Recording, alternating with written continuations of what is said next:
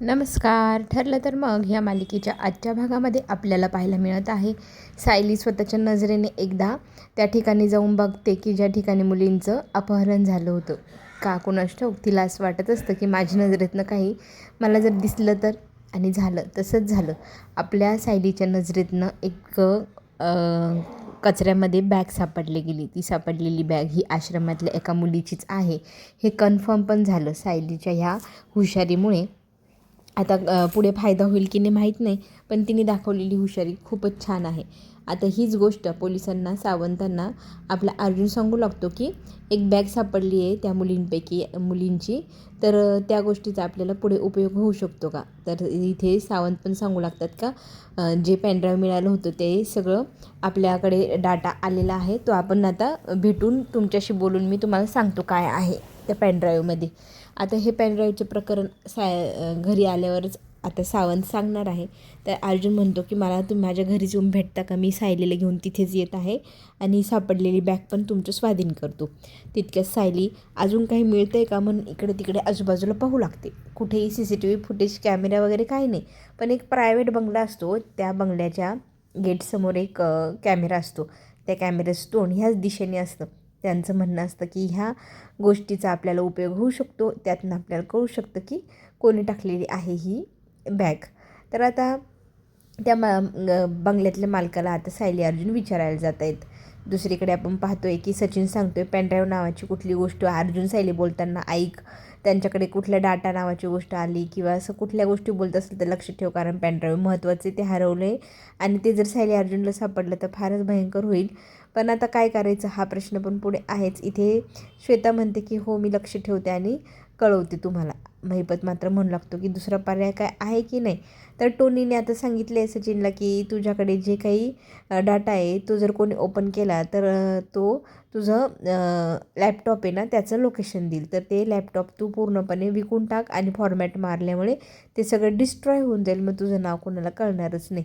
लवकरात लवकर ही गोष्ट करायला हवी. महिपतही त्यांना इथे सचिनला म्हणतो जास्त वेळ दौडू नका, त्याने आपल्यापर्यंत पोहोचण्याचे आपण सगळे पुरावे नष्ट करायला हवे, नाहीतर अर्जुन फार हुशार येतो, आपल्यापर्यंत चटकन पोचेल आणि सायली अर्जुनच्या नजरेतनं कधीही कुठली गोष्ट लपतच नाही. त्यामुळे ते दोघंजण मिळून जेव्हा आपण काही करतात तेव्हा संकटच येतं.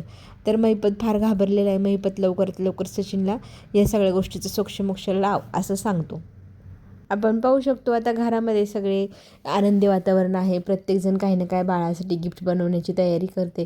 तरी ते प्रतिमा आणि कल्पना म्हणत असते की आम्ही बाळाला दुपटी, झबली असं माझ्या हाताने विणून देऊ, तर आमच्या आजीची माया आहे ती आमच्या नातवापर्यंत पोचेल आणि नातू आमच्याच बाजूने राहील. तर आजोबा काही कमी नाही. आजोबा म्हणतात अच्छा तुम्ही झबली टोपली देऊन माझ्या नातवाला तुमच्या बाजूने करवणार आहे काय, पण आमच्या दोघांचं बॉन्ड काहीतरी वेगळंच राहील. आता चॅलेंज स्वीकारत इथे बाबांनी एक टोपी विणायचा निर्णय घेतलेला असतो आपल्या नातवंडांसाठी. कल्पना आणि प्रतिमा इथे त्याला चिडवत असतात काहीही काय इथे तुम्हाला असं काही जमणार आहे का, पण तो म्हणतो की मला सगळं येतं, तुम्हाला काय वाटतं झबली टोपली तुम्ही बनवाल आणि माझ्या नातवाला तुमच्या बाजूने वळवून घ्याल, असं मी होऊच देणार नाही. आता बघाच मी कशी टोपी विणतो.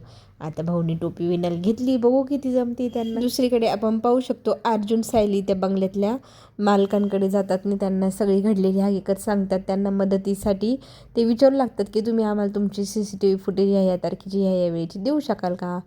तर आता इथे त्या माणसाची बायको म्हणते की आपण यांना मदत करायला हवी, चांगली माणसं दिसत आहेत. मग आता मदत करायचा निर्णय घेतल्यानंतर त्यांचा मुलगा तो सगळ्या CCTV फुटेजचा डाटा काढतो आणि मग अर्जुन सायलीला दाखवू लागतो आणि तारीख वेळ त्यानुसार आता तिथे चेक करत असताना अर्जुनच्या एकदम बारकाईने नजरेने लक्षात येतं की ह्या ब्ल्यू कलरच्या गाडीतनं एक बॅग बाहेर फेकली जाते. ही तर तीच बॅग आहे जी त्या आश्रमातल्या मुलींची आहे आणि त्या गाडीचा नंबर झूम करून पाहण्यात येतो आणि मग त्या नंबरचा आता क्लिप आणि व्हिडिओ फोटो सगळं काही अर्जुनने त्याच्या ताब्यात घेतलेले. त्यांचे आभारही मानतात की तुम्ही खूप मदत केली म्हणून. तर ते लोक म्हणतात एवढं काय, तुमच्या मुली सापडणं जास्त महत्त्वाचं आहे ना. तर आता इथनं ते आभार व्यक्त करून बाहेर येतात. बाहेर आल्यानंतर मग अर्जुन काय करतो, लगेच चैतन्यला कॉल करतो आणि सांगू लागतो की तुला एक गाडीचा नंबर दिला आहे, तेवढं तू ट्रॅक कर आणि RTOमधनं त्याचं नाव, नंबर सगळं काय मिळव.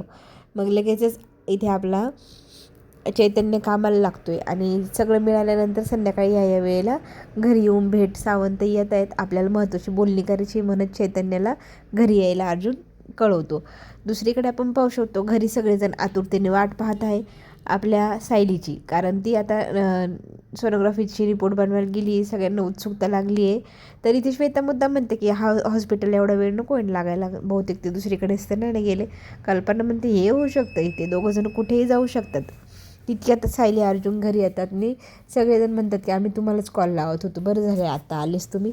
तरी ते सायलीला विचारत असते की प्रतिमा, तू रिपोर्ट बनवले ते रिपोर्ट मला दाखवते का एकदा, मला बघायचे. सोनोग्राफीच्या रिपोर्टमधली सोनोग्राफी असते आणि ती बघण्यात दोघी पण आज्या एकदम नादवून जातात आणि आपलं नातवंड कसं दिसेल ह्या गोष्टीची कल्पना त्या करू लागलेल्या आहे. छान छान गप्पा गोष्टी चालू असतात. तितक्यांना कल्पना आणि प्रतिमा म्हणते की आम्ही तुझ्यासाठी काहीतरी आणलं आहे, थांब मी तुला आणून दाखवते. दोघीही जातात रूममध्ये ती गोष्ट आणण्यासाठी. तितक्यात काय अस्मिता पण घरी येते जॉबवरनं. येताना तिने एक छान असे लहानपणीची आठवण नाही का, आपल्या शाळेबाहेर भेटायच्या चिंचा, बोरं, फुटाणी, ते सगळे काही पॅक करून आणलेलं असतं आपल्या सायलीसाठी आणि सांगते की मी बाळाचे डायपर घ्यायला गेले, तिथं पाहिलं शाळेबाहेर इतक्या वस्तू असतात ना, मग मला माझ्या लहानपणीची आठवण आली. तुला लहानपणीचा खेळ आठवतो का, आपण खेळायचो टाळ्यांचा? सायली म्हणते हो खूप छान. दोघीजणी टाळ्या वाजवत मग खेळ खेळू लागतात. आता प्रतिमा आणि कल्पना येते आणि दोघींनाही म्हणते की काय लहानपणासारख्या गोष्टी बालिशपणाने करताय.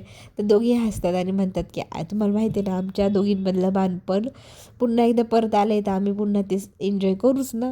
तितक्यात काय झालं, आपल्या बाबांनी ना, कल्पना म्हणते की सायलीच्या होणाऱ्या बाळासाठी काय म्हणतात टोपडं विणले, तर ते टोपडं किती सुंदर आहे म्हणत सायली त्याला कवटळते आणि म्हणते की मला नव्हतं वाटलं बाबा माझ्या मुलासाठी हे असं काही करतील, किती सुंदर आहे, मी आत्ताच अर्जुनला दाखवून येते असं म्हणत ती पिशव्या घेऊन वरती जाते. तितक्यात ना इथे आपल्या गोलूला भेटण्याची अस्मिताची ओढ माहिती आहे ना कामावरून आल्यानंतर, तर ती श्वेताला म्हणते चल माझ्यासोबत आपण आपल्या गोलूसोबत खेळूया. तर गोलू झोपला आहे, तर मी थोड्या वेळाने येते असं इथे श्वेता म्हणते आणि मी सायलीला चहा पण देऊन येते असंही बोलते. तितक्यात कल्पना म्हणते की हे बघ, तू ना हे कामं करण्यासाठी इथे आलेली नाही, तू फक्त आणि फक्त गोलूचेच कामं करायचे, अस्मितासोबत जा बरं असं म्हणत कल्पनाने आता श्वेताला अस्मितासोबत काढून दिले. कारण तिला ना ऐकायचं होतं अर्जुन सायलीमधलं बोलणं, ते कुठे गेले काय केलं आहे, पण ना प्लॅनवरती सगळं पाणीच फिरवलं ह्या कल्पना आणि अस्मिताने. आता श्वेताची इच्छा नसतानाही तिला आता गोलूच्या रूममध्ये जावं लागतं. आता रूममध्ये गोलू उठलेला असतो, अस्मिता त्याला जवळ घेते, त्याला ते मस्त छान छान गोष्टी करत ऐकवत त्याच्याशी गप्पा मारत बसलेली असते. गोलूला पाहून मग आता मुद्दामच आपली अस्मिता म्हणते की बाळा तू आज दिवसभर काय काय केलं.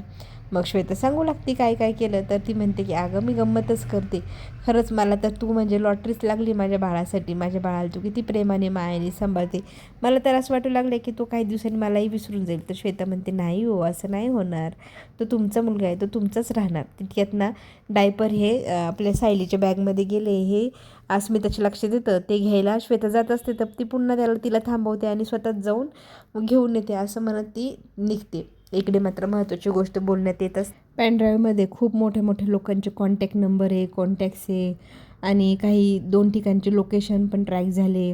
खरं तर आता ही जी श्वेता आहे ना ती गेली आहे, पण तिथे मोबाईल ठेवून गेली व्हिडिओ शूटिंगसाठी. ह्या चौघांचं जे काही बोलणं चाललं आहे त्या व्हिडिओ शूटिंगमध्ये सगळं काय रेकॉर्ड होतं हे त्यांना माहीतही नाही. ते त्यांचे अंदाज लावत असतात की हे जर पेनड्राईव्ह सिनियरचा असेल तर मग सिनियरने काही त्याच्यात लोकेशन किंवा काही कॉन्टॅक्ट ठेवले असतील तर लगेचच प्रतिमात्याला मग अर्जुन हाक मारू लागतो.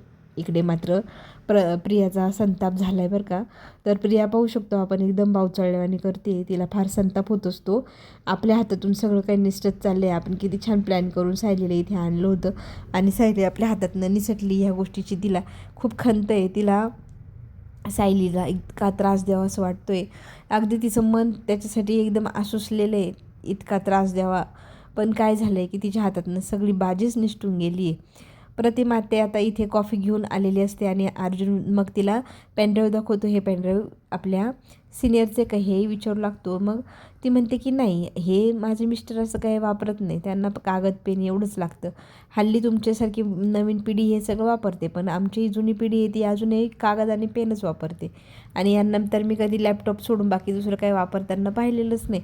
पेनड्राईव्हशी त्यांचा दूरवर संबंध नाही. तितक्यात अस्मिता पॅड आपल्या बाळाचे पॅड काय म्हणतात ती पिशवी आहे ती आपल्या सायलीच्या खोलीत गेली आहे हे लक्षात आल्यावर तिला विचारते कुठे ठेवली. सायली सांगते कापडाच्या पहिल्याच खानात आहे, जाऊन घेतेस का. मग इथे आपण पाहू शकतो की इथे ती विचारू लागते काय झालं आहे काय नाही, त्या मुलींचं लोकेशन मिळालं की नाही. मग लोकेशन वगैरे ते अजून काही मिळालं नाही, मिळालं तर आपण पुढे लीड घेऊयाच असे आता सायली अस्मिताला म्हणते आणि अस्मिता मग तिथून खोलीत जाते. पुढे आपल्याला पाहायला मिळणार आहे अर्जुन सायली ज्या लोकेशनला त्यांना ट्रॅक झाले त्या लोकेशनला गेल्यानंतर तिथे काही गोष्टी पाहू लागतात. त्यांना तिथे गाडी झाकलेली दिसते. ही तीच गाडी सायली म्हणते ज्यातनं मुलींना उचलण्यात आलं होतं, म्हणजे मुली इथे होत्या. त्यांच्या काही वस्तू भेटत आहेत का म्हणून इकडे तिकडे चचपू लागतात. तर एक वही पण सापडते आश्रमातल्या मुलींची. मात्र प्रिया आता दुसराच प्लॅन तयार करत आहे. प्रियाने मनूला ब्लॅकमेल करून तिच्या तोंडून अशा गोष्टी वधवून घेतल्या आहे ज्यामुळे सायली पुन्हा एकदा जेलमध्ये जाऊ शकते. त्यामुळे प्रियाला फार आनंद झाला आहे. चला तर मग आपण पुन्हा भेटू. चॅनलला नक्की लाईक करा, सबस्क्राईब करायला विसरू नका. धन्यवाद.